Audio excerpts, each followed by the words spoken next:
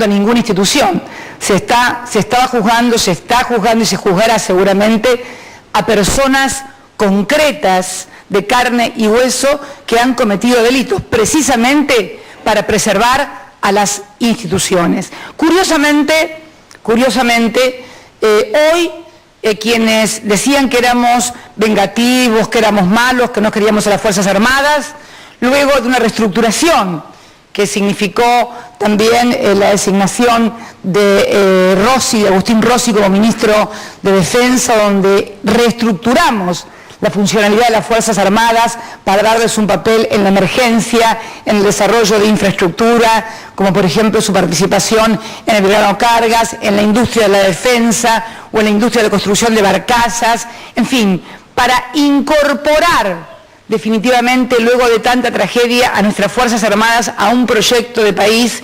Y luego creo de manifestaciones de algún miembro de la fuerza, sobre todo el más objetado, en cuanto a esa incorporación, a ese rol, quienes nos habían criticado por nuestra defensa de los derechos humanos, se han convertido en el principal ariete de esta designación. Es curioso. Ahora parece ser que no son las instituciones, bueno, en fin.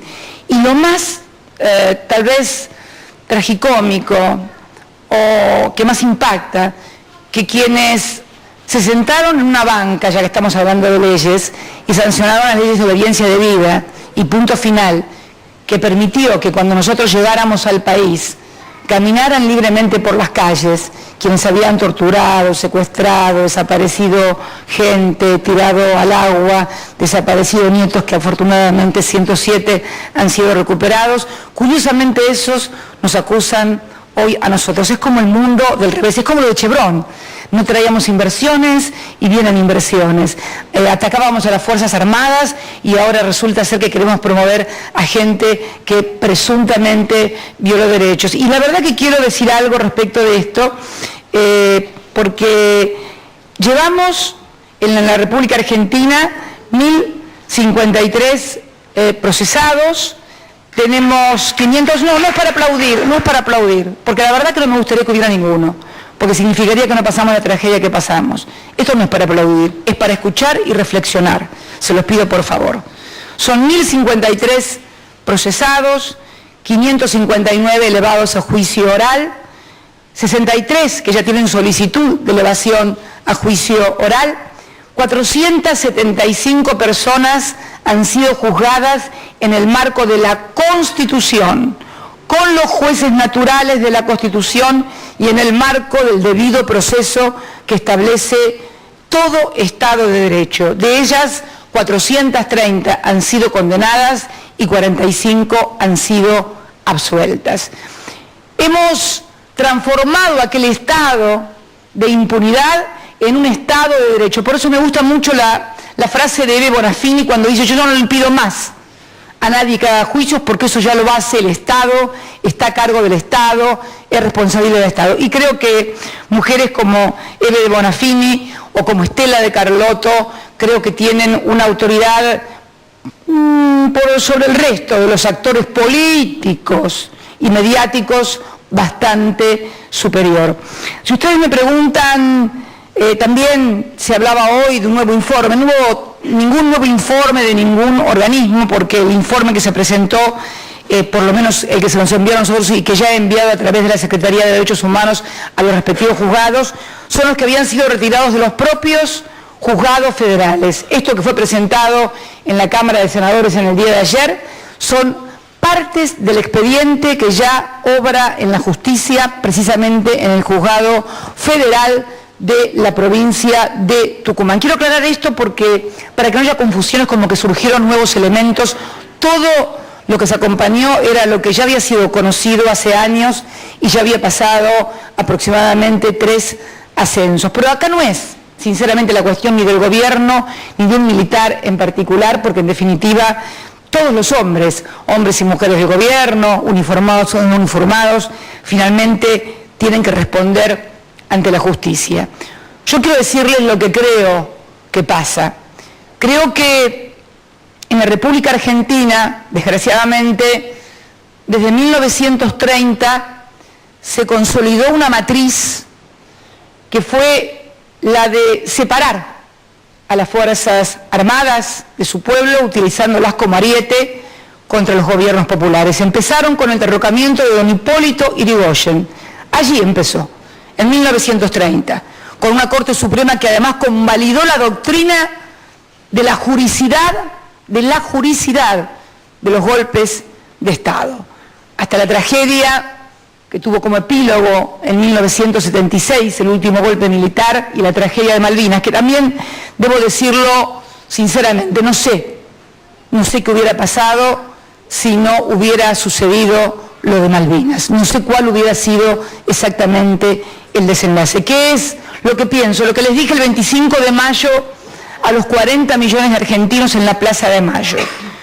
Creo que hubo una planificación, creo que hubo una premeditación de generar un río de sangre, una brecha entre las Fuerzas Armadas y el pueblo, de modo tal que los gobiernos, cuando no convenieran a determinados intereses, bueno, esas Fuerzas Armadas pudieran dar un golpe. Y así utilizaron a las Fuerzas Armadas.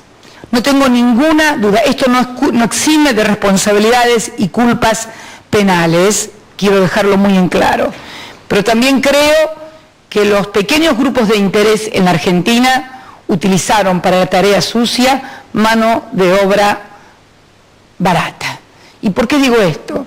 Y porque los que utilizaron esto todavía viven en sus casas, todavía no han sido procesados. Por ejemplo, algunos se quedaron con papel prensa, el que estaba y les entregó papel prensa, no por favor, el que les entregó papel prensa murió en una cárcel, pero los que tienen papel prensa y usufructan papel prensa viajan por todo el mundo, viven en sus maravillosas casas. Por eso digo, y hago un llamado muy grande a todos los argentinos, a los 40 millones de argentinos, uniformados y civiles, para que no cometamos las mismas torpezas que nos hicieron cometer en el pasado, de querer enfrentarnos entre uniformados y civiles. Y hoy, precisamente, creo que en este momento tan histórico, donde debemos tener una unidad nacional muy fuerte, donde debemos incorporar miles y miles de hombres y mujeres que no tuvieron absolutamente nada que ver durante esa etapa trágica que vivió la República Argentina,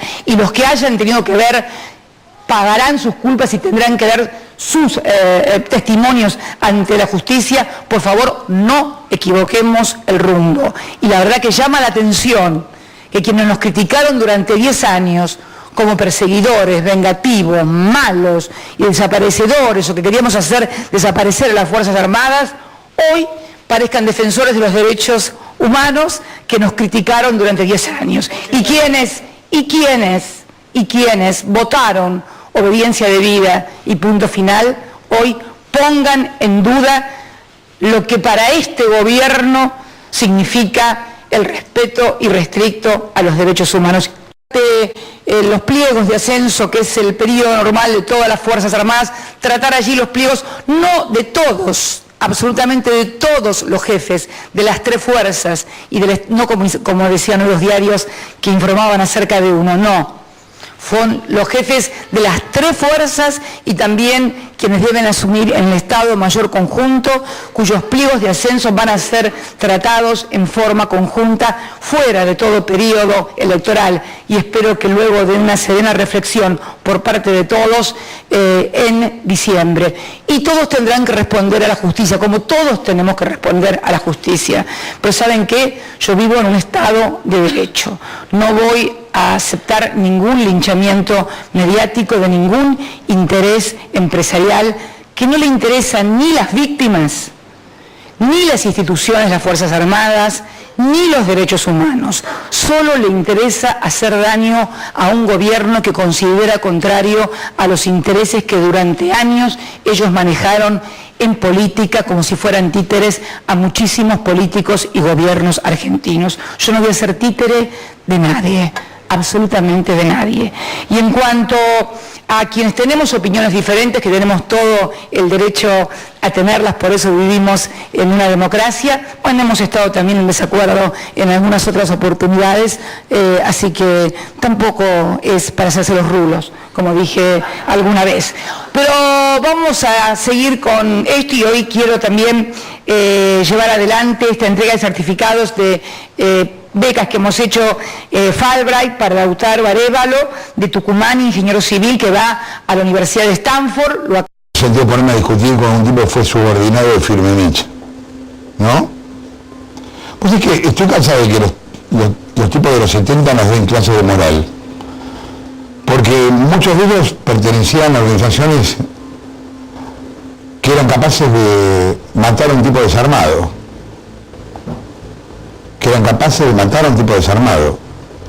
Entonces, que ahora nos den clases de moral. Y aparte, si tu líder político era Firmenich, estabas un poco mirando fuera del tarro, ¿no? Y en el caso de Carlotto dijo, es increíble eso, dijo hoy a la mañana en Radio Mitre, menos mal que lo dijo en Radio Mitre, está bien eso, que lo haya dicho en Radio Mitre, dijo que le hago mal a la Argentina, que doy información que le hace mal al país. ¿Escuchás? Primero pensé, Carlotto es la Argentina. ¿La información es falsa? Evidentemente no. Milani aparece, lo digo por 15.000 veces, en el Nunca Más riojano.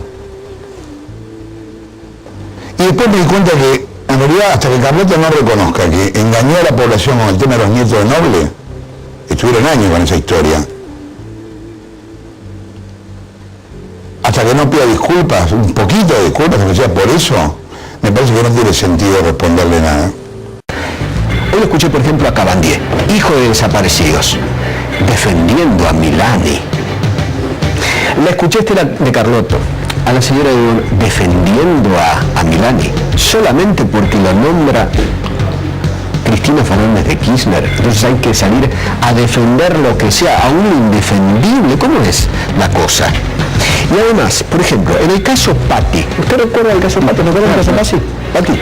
Se decía que un desaparecido no le había visto la cara, sino que había escuchado la voz de Patti. Patti fue echado del Parlamento y hoy está preso solamente porque alguien escuchó su voz cuando era joven.